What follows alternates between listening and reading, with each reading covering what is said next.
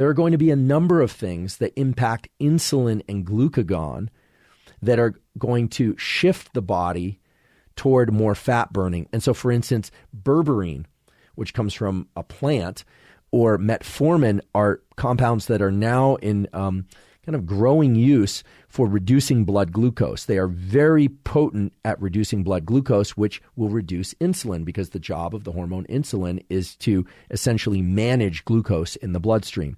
So there are a huge gallery of compounds that will reduce insulin and thereby can increase fat oxidation. And that's because, as I mentioned before, fat oxidation, this conversion of fatty acids into ATP in the mitochondria, is inhibited by insulin. So if you keep insulin low, you're going to increase that process, which brings us full circle back to the issue of diet and nutrition.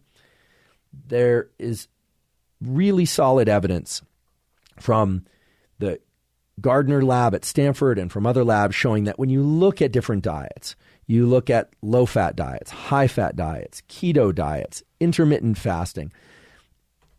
Provided people stick to their particular diet, it doesn't really matter which diet you follow. You can still get a caloric deficit and you get weight loss.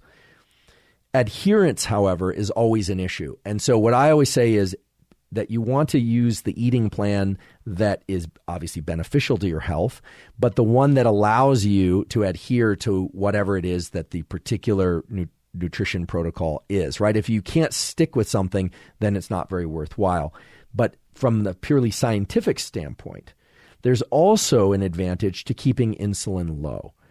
Now, that doesn't necessarily mean you go to zero carbohydrate. I've talked before about my preferred way of eating is to go low or no carbohydrate throughout the day for alertness, to get that adrenaline release and the focus that goes with it, et cetera, and the ability and to think and move and do all the things I need to do during the day. And then I eat carbohydrates at night because it facilitates the transition to sleep. That's what works for me.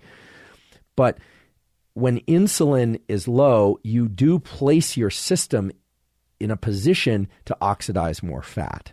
And so that's why I think a lot of people do see benefit from lower carbohydrate or moderate carbohydrate diets, because when insulin is low, you are in a position to oxidize more fat, both from exercise and at rest.